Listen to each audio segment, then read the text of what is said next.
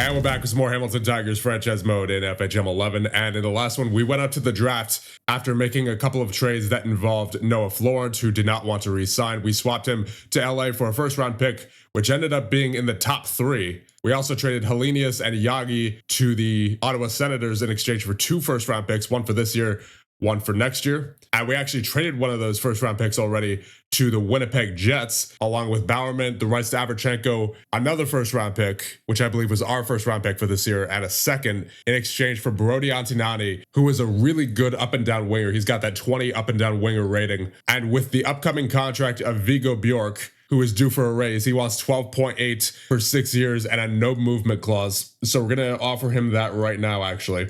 I'll start out at 11.85 per year. And I managed to get him down to 12.1 for 6 years and a no movement clause. We'll do that. Anyway, with his contract extension kicking in next year, we're definitely going to have to cut some salary here a little bit. And I know we're only at 68.7 million right now in salary, but obviously we're going to be signing quite a few players here out of free agency, as we only have 17 players on our roster currently. So in the last one, of course, I approached Owen Power, who should help round out our defensive core. He's been a very good simulator defensively, it looks like, so far throughout the entire simulation. Great constantly in the 70s. And the last one, we also approached Carter Watson, nice depth player, 3-star ability. He had 25 points last season at a 62 grade, and he's only costing 2.7. So like I said, nice cheap depth player. And then we are also going to be going after Jacob Schwartz, who's a 2.5-star ability center who looks like he could be pretty good for us. He's got that 18 puck handling, very good offensive category all around. Defensive ratings, checkings at 16, faceoffs are at 16, hittings at 16, positioning at 17. Defensive read, unfortunately, is only at 13, but everywhere else he is pretty good.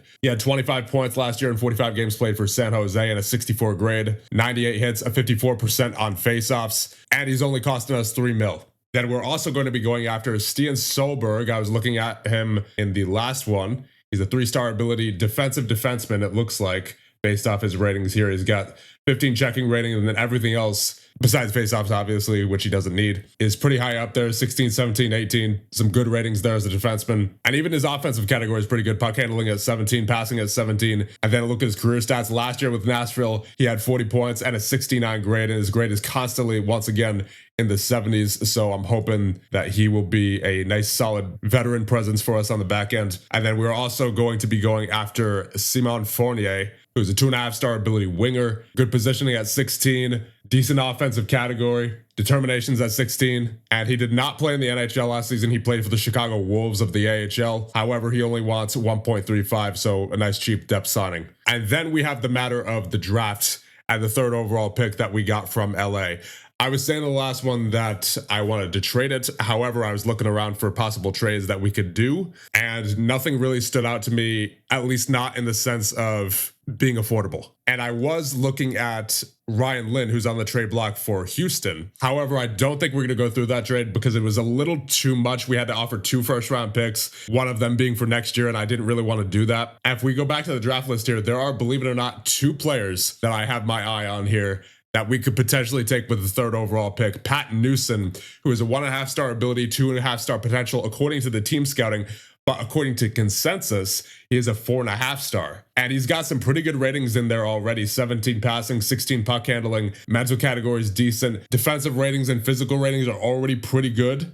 He had 90 points last year in the USHL in 63 games played, 68 grade. So I think he has some good potential. I think he might be able to break past that 2.5-star ability that our team scouting has him at, and might even be able to reach the 4.5-star that the consensus has him down for. And then also there's the goaltender Archie Starks, who I know I don't usually take goaltenders in the top 5 especially, but considering the fact that he already has a 19 glove rating, I think he's going to be a little bit different than most of the other goaltenders that we've seen so far in most of these drafts. You compare him to Dave Gentry, all of his ratings are way down there. John Williamson, I mean, he's better than Gentry at least, but nothing still really stands out about him. Dane Tucker, nothing really too good. But then Archie Starks is sitting here with all of his ratings at least at 12, and then that glove hand really good at 19. So I think I would be willing to take Archie Starks with the 3rd overall pick as well.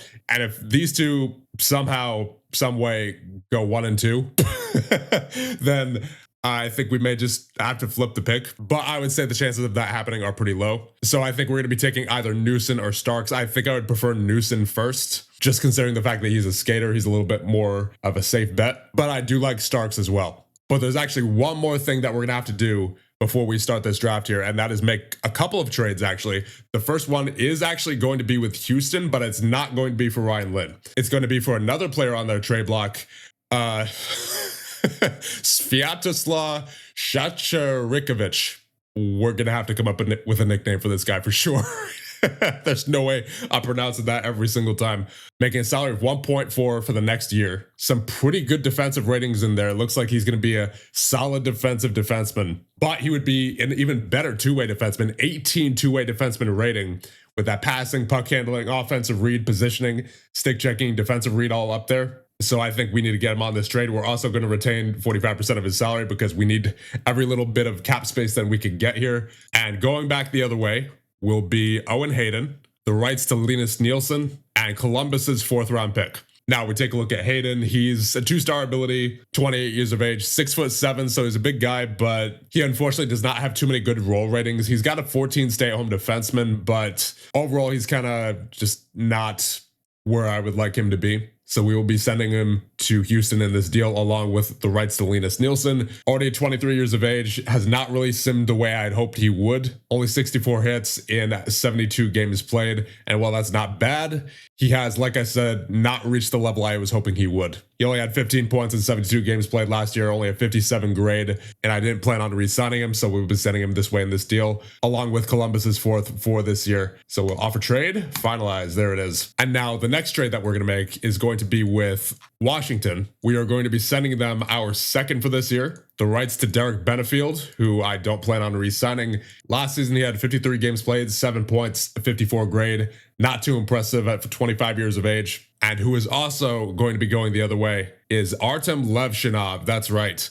He's been pretty solid for us ever since we got him 5 years ago. He's been a decent simulator for us all around. He had a 66 grade last year, 43 points. He's a hitter as well, 107 hits. But a big part of the reason I'm trading him is because he's asking for 6.8 in his negotiations for 3 years. That's not something I'm exactly willing to do considering the financial state of this team, and also considering the fact that I would like to get a little bit younger on the back end. And who we are going to be receiving in return is the right defenseman, Max Lappin, who is 27 years of age, 2.5-star ability. So he's not as good overall as Levshinov, but he is a very good defensive defenseman. 17 stay-at-home defenseman rating, 17 old school defenseman. Very good defensive category. Shot blocking is at 20, checking is at 17, positioning is at 16, balance is at 18, puck handling is at 18, so he's not going to be turning over the puck too much. He had 26 points in 81 games played last year, 58 grade with Washington, and 105 hits. And then we are also, of course, going to be retaining 50% of his salary.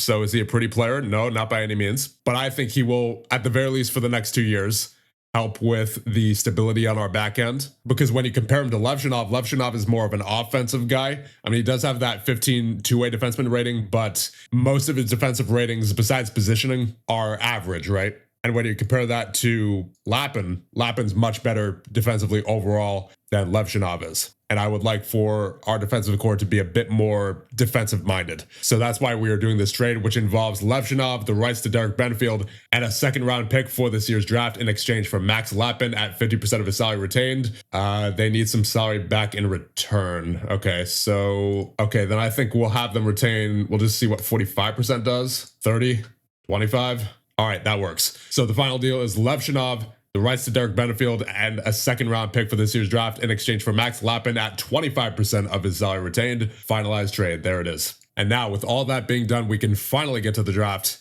So let's see what happens leading up to the 3rd overall pick. You have Newson and Starks on our draft list, and they're the only, honestly, they're the only guys I'd be willing to take with that 3rd overall pick. I hope that at least one of them is available for us at number 3. Let's see who goes first overall.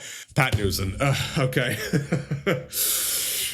Well, let's see who goes number 2. Okay, Joel Adam goes to the Florida Panthers. So I guess there's not really much of a question here. Archie Starks appears to be the pick because I think that 19 glove rating may end up carrying him in this simulation. So Archie Starks, welcome to the Hamilton Tigers. There you go. And we're now on to the 3rd round at pick number 91.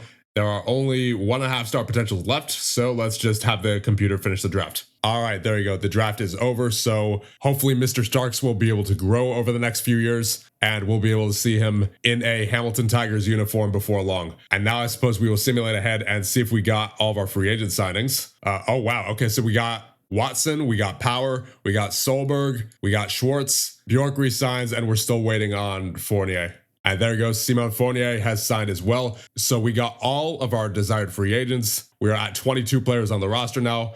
In goal, you have Knapp and Werner. On defense, you have, it looks like 8. DuPont, Schaefer, I'll just call him SS for right now. I mean, I know there's another SS in Steen Solberg, but at least that's easier to pronounce. Then you have Lappin, Power, Farkas, and Gunther. And then at forward, you have Bjork, Miller, Kazda, Korolev, Vic, Frundell, who I took off the trade block for the time being, Antignani, Misa, Travers, Watson, Schwartz, and Fournier. So I think before we end off this free agency period, I would like to sign 2 more forwards as depth, like very cheap depth. And then I think I'll send down Gunther. And then we'll go out to free agency. I think we'll sign Adam Halat. 2.5-star ability, nothing too special about him, but he only wants 800,000, so that's good enough for me. And we will also sign Vincent Wahlgren, who is 26 years of age, 2.5-star ability. Once again, nothing special about him, but he does want a minimum deal, so we'll give him what he wants. 855,000, and there you go, submit offer to him. And we have signed Halat and Wahlgren. So that, of course, brings us to 23. We are under the salary cap ceiling. We have a little bit of wiggle room as well if we need it. So I think with all that being done, we are finally ready to move into year number 14. That was a big offseason for sure. A lot of free agent signings, a lot of trades. So hopefully that will do something for this team as we head into year number 14. And inducted into the Hockey Hall of Fame this year are Claude Giroux, Artemi Panarin, Roman Hamrlik, and Sean Burke. All right, so we are at the start of year number 14. Let's get a look at our roster. You have Knapp and Werner in goal. Knapp's actually up to a 3-star ability now. On defense, you have DuPont, Schaefer, Shakarikovic, Power, Solberg, Lappin, and Farkas. And at forward, you have Bjork, Miller, Korolev, Vic, Antignani, Kazda, Frundell, Watson, Misa, Travers, Fournier, Schwartz, Halat, and Wahlgren. But I think we'll wait for the regular season simulation of the next one because there's already been quite a bit happening in this one. But before we end things off, I want to thank our channel members once again. Thank you so much for all your support. And with that, we'll end things off here. And the next one, we will start the year 14 simulation with your Hamilton Tigers.